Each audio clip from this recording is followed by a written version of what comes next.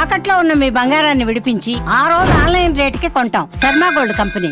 వాగర్థావివ సంపృక్తౌ వాగర్థ ప్రతిపత్తయే జగతః పితరౌ వందే పార్వతీ పరమేశ్వరౌ. ఆదిత్యాయ చ సోమాయ మంగళాయ బుధాయ చ గురుశుక్ర శనిభ్యశ్చ రాహవే కేతవే నమః.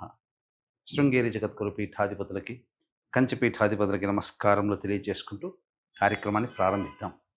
ద్వాదశ రాశులకు సంబంధించి 1 జూలై నుంచి 15 జూలై వరకు వివిధ రాశుల్లో జన్మించినటువంటి వారికి ఏ విధంగా ఉండబోతుందో తెలుసుకునే ముందు గ్రహ సంచారం గురించి తెలుసుకుందాం. వృషభ రాశిలో శుక్రుడు, అలాగే మిథునంలో రవి గురువు, కర్కాటకంలో బుధుడు, సింహంలో కుజ కేతువు, అలాగే కుంభంలో రాహువు, శని మీనంలో 13 జూలై నుంచి శని వక్రీకరించే స్థితి పొంది ఉంటారు. అయితే ప్రధానంగా గమనించుకున్నట్లయితే చాలామంది ప్రేక్షకుల్లో ఉన్నటువంటి చాలా సందేహాలు, కొన్ని చెప్పినటువంటి విషయాల్లో కొన్ని మాకు ఫలితాలు సరిపోవట్లేవు అని అంటున్నారు. అంటే దీని అర్థము చాలామంది చూసుకునేటువంటిది ఈ సన్ జొడాయిక్ సైన్ ద్వారా చూసుకుంటున్నారు. అంటే ఈ ఉదాహరణకు చెప్తున్నాను, 23 జూలై నుంచి 22 ఆగస్టు మధ్యలో పుట్టినటువంటి వాళ్ళకి లియో సైన్ అని చెప్తారు.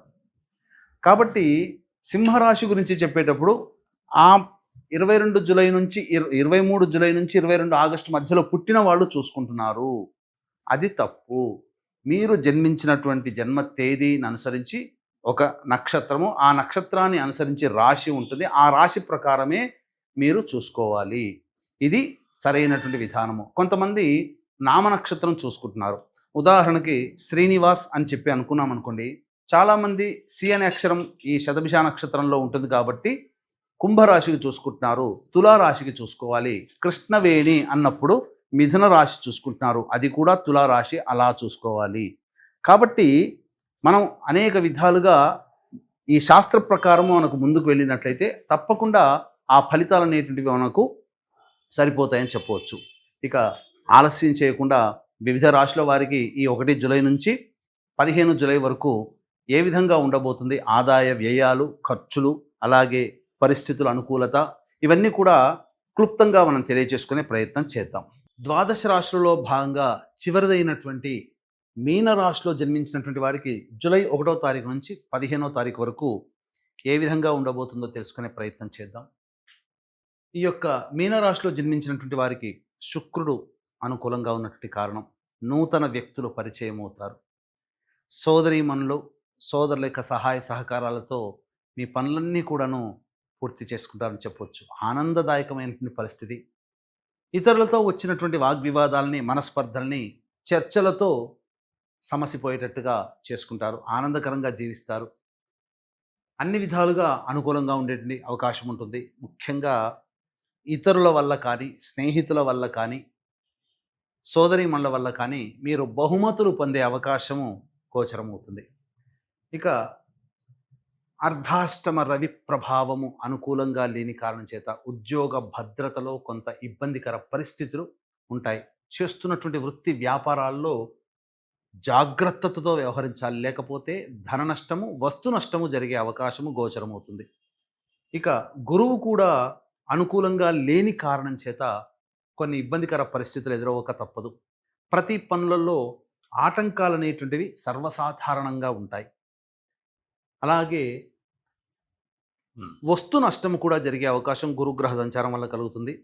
పెద్దల యొక్క ఆగ్రహానికి గురవుతారు. లేదా ఉద్యోగస్తులైతే అధికారుల ఆగ్రహం, స్టూడెంట్స్ అయితే టీచర్ల యొక్క ఆగ్రహానికి గురవుతారు.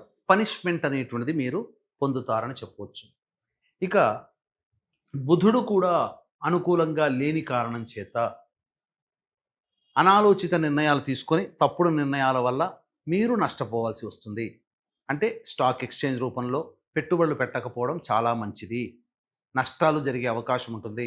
డబ్బులు అప్పుగా ఇవ్వడం మంచిది కాదు. వాగ్దానాలు ఇవ్వడం కూడా మంచిది కాదు. ఏది ఏమైనప్పటికీ బుధగ్రహ సంచారం అనుకూలంగా లేని కారణం చేత ముఖ్యంగా కొన్ని సమస్యలు ఎదురవుతాయి. ముఖ్యంగా శిరోబాధలు ఎక్కువగా ఉంటాయి అని చెప్పవచ్చు.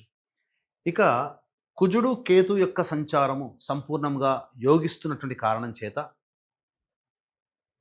దూర ప్రాంత ప్రయాణాలు చేయాలనేటువంటి కోరిక మీరు తీర్చుకుంటారు. అలాగే కోర్టు సంబంధమైనటువంటి విషయాల్లో విజయాన్ని పొందుతారు. ఆస్తి సంబంధించినటువంటి విషయాల్లో మీదే పైచేయిగా ఉంటుందని చెప్పవచ్చు. వారసత్వంగా వచ్చేటువంటి వివాదాలకి మీరు చెక్ పెట్టి తద్వారా మీరు లబ్ధి పొందుతారని చెప్పవచ్చు. ఇక రాహు యొక్క సంచారము ప్రధానంగా అనుకూలంగా లేని కారణం చేత కన్ఫ్యూజన్ స్టేటస్, నిర్ణయాలు సరిగ్గా తీసుకోలేకపోవడం అనేటువంటిది జరుగుతుంది. శని కూడాను ఇక సంబంధించినటువంటి ఏలినాడు శని ప్రభావం ఉండడం, ఈ కారణం చేత శని యొక్క ప్రభావం కూడా మీకు గోచరమవుతుంది. కాబట్టి ఏతావాతా చెప్పొచ్చేది ఏమిటంటే శుక్రుడు, కుజుడు, కేతువు తప్ప మిగతా గ్రహాలు ఏవీ కూడా అనుకూలంగా లేవు. కావున సాధారణమైనటువంటి మిశ్రమ ఫలితాలు పొందుతారు. ఈ రాశిలో జన్మించినటువంటి స్త్రీ పురుషులకి వివాహాది శుభకార్యాల్లో కొన్ని ఆటంకాలు ఎదురయ్యే అవకాశం ఉన్నది. కాబట్టి మంచి సమయం చూసి ప్రారంభించడం మంచిది. ఇక సంతానపరంగా కొన్ని ఇబ్బందులు ఎదుర్కొనే అవకాశాలు ఉన్నాయి. కాబట్టి సంతాన ప్రయత్నాలు కూడా మానుకొని మంచి సమయం కోసం వేచి చూడండి. ఆల్రెడీ గర్భధారణ జరిగినటువంటి స్త్రీలకి జాగ్రత్తలు పాటించాలి. వైద్యుని యొక్క సలహాలు తప్పకుండా తీసుకోవాలి. అలాగే ఇక విద్యార్థులు బాగా కష్టపడితే తప్ప విద్యలో రాణించలేరు. అనుకున్నది ఒకటి, జరిగేది ఒకటిగా ఉంటుంది. విదేశీయానం, విదేశీ విద్యకు సంబంధించి ప్రయత్నాల్లో ఆటంకాలు ఎదురవుతాయి. కాబట్టి దైవానుగ్రహాన్ని పొందే ప్రయత్నం చేయండి. ఇక ఈ యొక్క మీనరాశిలో జన్మించినటువంటి స్త్రీలకి గౌరవ మర్యాదలకి లోటు ఉండదు. ఎప్పటి వలనే ఇంతకుముందు వలనే కూడా అనుకూలంగా ఉంటారు. అందరూ కూడా సహాయ సహకారాలు అందిస్తారు. కానీ మీ ద్వారా ఎక్కువగా లబ్ధిని ఆశిస్తారు. మీరు పొందేది 10% అయితే మీ నుంచి వెళ్ళేది 90%గా ఉంటుంది. కాబట్టి డబ్బు విషయాల్లో, అలాగే వాగ్దానాలు విషయాల్లో మీరు జాగ్రత్త పాటించండి. శారీరక శ్రమ, మానసిక ఒత్తిడి ఈ రాశిలో జన్మించినటువంటి మహిళలకి అధికంగా ఉంటుంది. కావున జాగ్రత్తలు పాటించాలి. శిరో సంబంధమైనటువంటి ఇబ్బందులు ఎదుర్కొనే అవకాశం ఉంటుంది. ఏతావాత చెప్పొచ్చేది ఏమిటంటే ఈ యొక్క రాశిలో జన్మించినటువంటి వాళ్ళకి మిశ్రమమైనటువంటి ఫలితాలే కలుగుతాయి.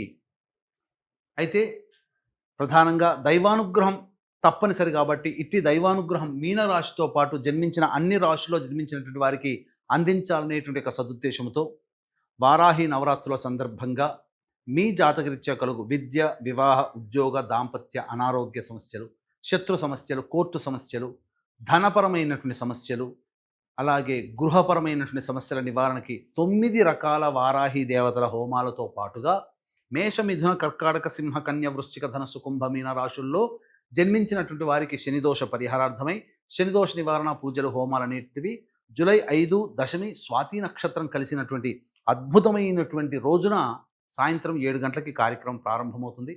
జూలై 5 సాయంత్రం 5 గంటల లోపల మీ గోత్రనామాలు నమోదు చేసుకోవచ్చు.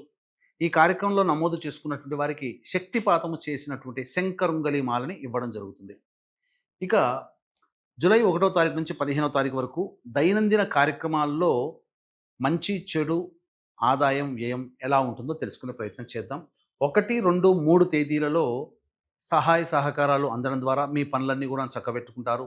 ధనపరమైన సమస్యలు తీరుతాయి. ఖర్చుకు మించిన ఆదాయం లభించడం ద్వారా అన్ని విధాలుగా ఆనందదాయకంగా ఉంటారు. విందులు, వినోదాలు, కుటుంబ సభ్యులు, మిత్రులతో ఆనందంగా గడుపుతారని చెప్పవచ్చు. 4, 5, 6 తేదీలలో ధన నష్టం సూచిస్తుంది. తీసుకున్న నిర్ణయాలు వ్యతిరేకమవుతాయి. అలాగే ప్రధానంగా ఒక జిగ్జాగ్ లాగా ఉండడం, ఏ పని యందు కూడాను ఆసక్తి ఉండకపోవడం, అనుమానాలతో జీవితాన్ని గడపాల్సినటువంటి పరిస్థితి ఉంటుంది. కాబట్టి జాగ్రత్తలు పాటించండి. 7, 8 తేదీల్లో సంతానం మూలకంగా ఖర్చులు, సంతానపరమైనటువంటి విభేదాలు, సమస్యలు పెరుగుతాయి. కాబట్టి సంతానంతో లౌక్యంగా వ్యవహరించండి. ఖర్చులు కూడా ఎక్కువగానే ఉంటాయి.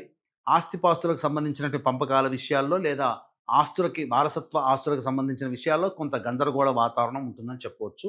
ఇక 9, 10, 11, 12, 13 తేదీల్లో వృత్తి, ఉద్యోగ, వ్యాపారం అన్ని రంగాలలో ఉన్నటువంటి వాళ్ళకి అనుకూలత ఉంటుంది. మీ ప్రతిభకు, మీ యొక్క మాట తీరుకి మించినటువంటి ఆదాయం మీకు లభించడం, అంటే మీ ప్రతిభకు తగ్గట్టుగా మీకు ఉద్యోగంలో వనరులు ఏర్పడతాయి. అలాగే వృత్తి ఉద్యోగాల్లో మీకు మంచి అవకాశాలు లభిస్తాయని చెప్పవచ్చు. అన్ని విధాలుగా అనుకూలంగా ఉండేటువంటి సమయం. ఖర్చుకు మించిన ఆదాయం కూడా లభిస్తుంది. రాని బాకీలు కూడా వసూలు అవుతాయని చెప్పవచ్చు. ఇక 14, 15 తేదీల్లో మానసిక ప్రవర్తనతో ఆందోళనగా ఉంటారు, చికాకులు ఉంటాయి, జిగ్జాగ్ లాగా ఉంటుంది, భోజనం సరిగ్గా ఉండదు, నిద్ర పట్టకపోవడము, పీడకలలు రావడము, ఖర్చులు అధికంగా ఉండడము, ఏ పని చేయాలన్నా ఆటంకాలు అనేటువంటి ఎదురవుతుంటాయి. కాబట్టి జాగ్రత్తలు పాటించండి. ఏతావాత చెప్పొచ్చేది ఏమిటంటే 14, 15, 4, 5, 6 తేదీలలో జాగ్రత్తలు పాటించండి. ఖర్చులను తగ్గించుకునే ప్రయత్నం చేయండి. ఏది ఏమైనప్పటికీ కూడాను ఈ యొక్క మీనరాశిలో జన్మించినటువంటి వారికి దైవానుగ్రహం తప్పనిసరి. కాబట్టి ఇటు దైవానుగ్రహం అందరికీ ఉండాలనే సదుద్దేశంతో ఈ వచ్చేటువంటి సమస్యల పరిష్కారానికి ప్రతిరోజు కూడాను కాళీ కవచము, కాల భైరవాష్టకము రోజుకి 3 సార్లు పఠించండి. ఇప్పుడు చెప్పినటువంటి సమస్యల కంటే ఇంకా విభిన్నంగా మీరు సమస్యలు ఎదుర్కొంటున్నారు అని అంటే దగ్గరలోని మంచి ఉపాసనా పరులైనటువంటి జ్యోతిష్యులను సంప్రదించి మీ యొక్క జాతకరీత్యా ఉండేటువంటి సమస్యల పరిష్కారాన్ని పొందగలరని తెలియచేస్తూ సర్వం శ్రీ ఉమామహేశ్వర పరబ్రహ్మార్పణమస్తు.